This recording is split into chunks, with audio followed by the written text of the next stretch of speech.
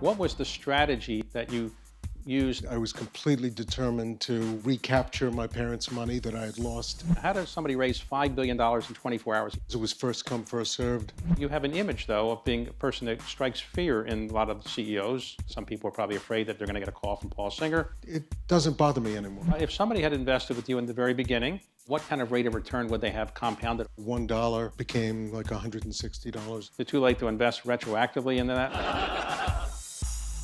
Would you fix your tie, please? Well, people wouldn't recognize me if my tie was fixed, but okay. Just leave it this way. All right.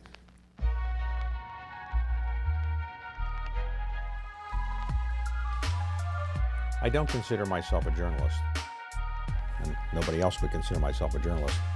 I began to take on the life of being an interviewer, even though I have a day job of running a private equity firm. How do you define leadership? What is it that makes somebody tick?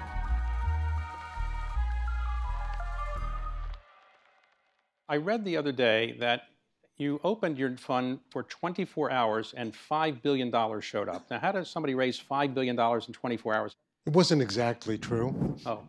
It was true in the sense that once the offering was open, because it was first come, first served, there was a lot of demand. And 23 hours later, it was filled up. But it took a number of months of preparation. Okay, well, that makes me feel better. So that you didn't do it in just in 24 hours. So how much do you manage now overall? I think it's $34 billion at this point. So you started your fund in what year? 1977. And how much money did you have then? $1.3 million. Where did you get that from? It was friends and family. I was a practicing lawyer, and in early 1977, I decided that what I had been doing, managing a tiny amount of friends and family money, was much more interesting than practicing law. You grew up in Teaneck, New Jersey, and Manhattan, and you went to University of Rochester, and then Harvard Law School. Right. It was a wonderful experience, but it was a daunting experience, especially because I didn't exactly like what I was doing. But you went to practice law in New York? In the absence of a better idea. Okay, so I practiced law in New York initially as well, and I practiced law in Washington. Sad to hear it. So when I gave up the practice of law to go into business, my mother said, you know, you went to law school, what are you going to do? You don't know anything about business. What did your mother say when you said, I'm going to give up the practice of law? She said, you know, what? Can you earn a living? So you started, and you worked out of your apartment, and you had $1.5 million from friends and family. So what was the strategy that you used to get off the ground? Tiny bit of context. My dad was a retail pharmacist, and after I started attending law school, he said, well, you have to learn how to be an investor. And he and I traded tiny amounts of tech stocks and mining stocks together. Right. $2,000 of this and $5,000 of this. So I became very, very interested in markets and in trading. In the period of time from 1967, 68 through 1974, he and I found just about every possible way conceivable to lose money. And so when I started Elliott in 1977, I was determined to engage in a trading strategy that made money all the time. And so for the first 10 years or so of Elliott's existence, the primary strategy was convertible bond hedging. Buy the bond, short the stock. It had a strong positive carry, some trading profits. I practiced it on low leverage, and it did the job. The job meaning a consistent return, making money more or less all the time. When did you realize that you were really better than the average guy getting these kind of, doing these kind of things? I never thought of it that way. I was completely determined to just make a rate of return, really recapture my parents' money that I had lost previously, and keep finding ways to pursue that goal of absolute return at a time when convertibles were becoming more quantified, more leveraged, more competitive. The core of what you do you call it a macro fund or a value fund? What would you describe your investment technique? Some people call what we do multi-strategy. Others call it absolute return. The idea of our portfolio mix is to try to make money as close as possible to all the time. What we've done over the years in pursuit of that goal, as vanilla convertible hedging became uninteresting, was add other ways of generating absolute return to the mix. For example, I came to feel, and part of it was because of my experience as a lawyer, that manual activities, trading manual effort for risk, was a good way to add value and also control risk. That's why bankruptcy, distressed securities became our largest capital deployment. And that's why in recent years, equity activism has become a very important capital deployment technique. That's an important part of what you do now is what you call equity activism. So there are a couple that are very well known. Let me talk about one that's very famous all over the world. You bought some bonds from Argentina. You may remember this. And you held on to it for a long time. You pursued it in the courts and so forth, and you ultimately reached a settlement that was pretty favorable for your investors. Was it hard to hold on that long? It was not hard to hold on in a portfolio sense because at no time until the current government came into office, I believe in December 2015, at no time before that did the previous two governments negotiate with us. So sometimes the stubbornness or motivations of your adversary cause you to not be able to make a deal.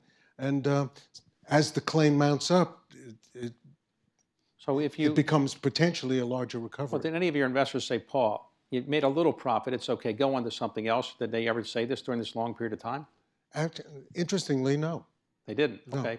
Now, even when it got some press, and it was not an easy situation. I mean, it wasn't only the 14 or 15 years holding this thing, but it was contentious. So you didn't worry if somebody was going to maybe, physically attack you from Argentina? You didn't worry about that? This isn't the place to talk about security arrangements, but it was a contentious situation. So if somebody had invested with you in the very beginning, and he or she kept their money with you from the very beginning, I don't know if anybody did that, what kind of rate of return would they have compounded over 40 years? My mom did that. Your mother is 99 years old? Yeah, 99 plus. 99 plus. And, she's waiting for that call next year. And I assume she's proud of you, I assume?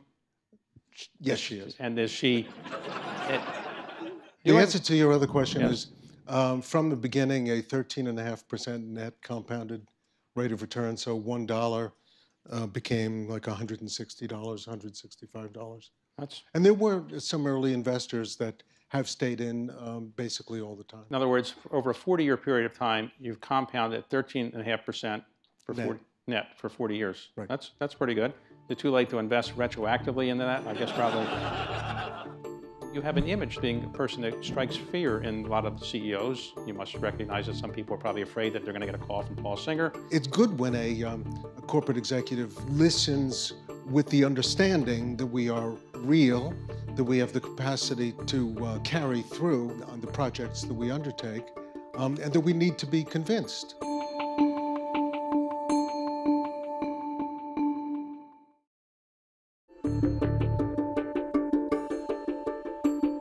Today, you would take corporate bonds or government bonds and you're willing to litigate. Litigation is always a last resort in a situation in which there's a dispute about seniority or a claim. It's part of the equation. One of the risk limiting and value creation strategies is uncorrelation. Uncorrelation is a wonderful element to add to an absolute return seeking portfolio, because if you're doing something that has a pattern of risk and return, even if it's volatile, even if it's binary, make a lot, lose a lot, but a pattern of returns that doesn't have anything to do with the course of the stock or bond markets or anything else in your portfolio. That's an elegant part of the mix. So do you ever, let's say, do research on a company, and then, let's say a company, and then you call up, or somebody calls up the CEO and say, this is a way you can improve your company, do this and that, and they say, that's a good idea, I wish I had thought of that? It's interesting. The way you're asking the question, it presupposes that the response of the company is always either anger or hiding under their desks, right, or some combination. And that's wrong, you would say? No, sometimes you're actually knocking on an open door. My style and our style as a team is doing the work as thoroughly as we can to develop a thesis, to assess whether we think there really is an action or a series of actions that can be taken to eliminate underperformance or ameliorate a situation, then contacting a company privately, testing with consultants or right, bankers, testing our ideas, and trying to generate a dialogue.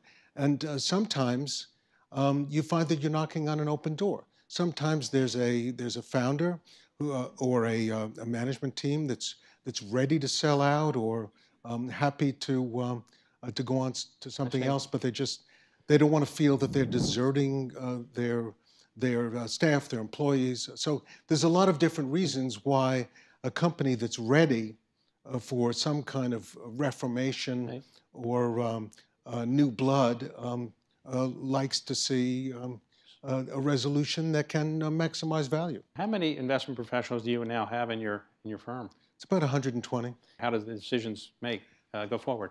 I have a co-CEO and a co-CIO, Chief Investment Officer, and his name is John Pollack, and he's been with me since 1989. And in that period of time, we more than just complete each other's sentences. The founding impulse of the hedge fund idea is independence of thinking. It's the opposite of investing by committee.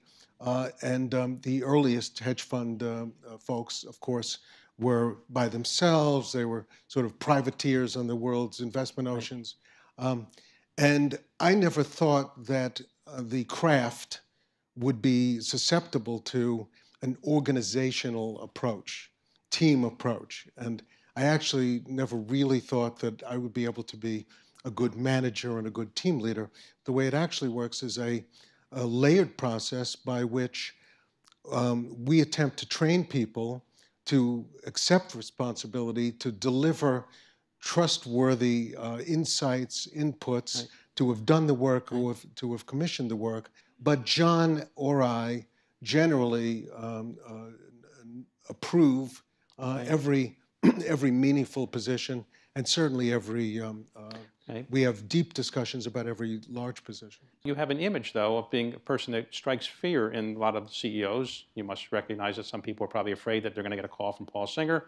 So does that image bother you, that you have an image of being a tough person and commanding? What I've learned over the years is to not care too much about opprobrium and unfair press. It's good when a corporate executive listens with the understanding that we are real, that we have the capacity to carry through, and the history of carrying right, through on our on the projects that we undertake, and that we need to be convinced okay, in order to say, okay, sorry, which sometimes we do. Sorry, we were wrong, or doing a great job. It doesn't bother me anymore. So how do you see the economy right now? Are you worried about the economy? I'm very concerned about where we are in terms of the financial system, the economy, the American economy, global economy. After 9 years of what I consider to be a distorted set of policies, completely oriented towards what I regard as monetary extremism, combined with what I consider to be growth suppressive fiscal policies, regulatory, tax. And so I think it's created a distorted recovery, has been partially responsible for this augmentation, exacerbation of inequality that's caused a combination of that and the incomplete recovery has caused this middle class stress and edginess around the world, which has led to some political, fringe parties and fringe thoughts, populism. And so after 9 years of this artificial levitation on the part of financial assets, high-end real estate, art, the things that rich people buy, what we have today is a global financial system that's just about as leveraged, and in many cases more leveraged than before 2008. And so, and I don't think the financial system is more sound. And I don't think that the fixes that have been put into place have actually created a sound financial system. So I don't believe that confidence is justified in policymakers and in central bankers. And the fact that confidence has not been lost up to now is obvious. But if and when confidence is lost, I think it could be lost in a very abrupt fashion, causing conceivably a ruckus in the bond market, stock markets, and in financial institutions. You've given a lot of money, raised a lot of money for Republicans. Do they listen to you? Their problem is that they are subject to all kinds of forces, all kinds of pressures coming from 360 degrees on their compasses. And so the right policies and the best ideas are not necessarily the things that make the final cut.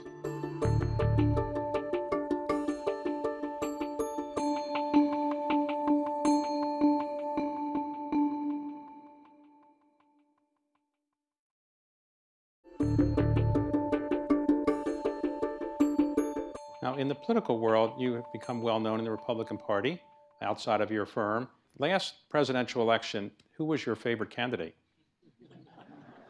I stood aside for most of 2015 and then supported Marco Rubio. Okay. And when he dropped out, did you have anybody next? No, I stood aside. Okay. But ultimately, when Donald Trump was the nominee of the party, did you support him then as the nominee? I voted for him. Okay. I was not going to vote for Hillary Clinton, as some of my Republican friends did, and I became optimistic about some of the opportunities in economic growth and regulatory reform, tax reform. Has Donald Trump invited you down to visit him? Did you know him before he was elected president? I did not. And I invested in his bonds a couple of times. Okay. Those were high-grade bonds? They were on the date of issue. They later became high yield. And below. Right. So have you seen him since he's president? And you given any advice? I visited the White House once a few months ago, and we chatted a bit about taxes and economic policy. You've given a lot of money, raised a lot of money for Republicans. Do they listen to you? Sometimes. They say, well, thank you for your ideas. By the way, I'm having a fundraiser in a week, or they don't do that? That's not the way it goes. But their problem, I mean, let's be humanists here. Right. Their problem is that they are subject to all kinds of forces, all kinds of pressures coming from 360 degrees on their compasses. And so the right policies and the best ideas are not necessarily, and many of them listen and many of them are smart, they're not necessarily things that make the final cut. But I think it's important for citizens informed citizens to try to give assistance. We're among Republican activists who actually can, in a relatively unconflicted level, we have less parochial interests in the things that we talk to policymakers about than most folks. You have made a fair amount of money, and you have been very involved in philanthropy. One of the areas you've been involved with is human rights, and what propelled you to get involved in human rights and, let's say, marriage equality issues?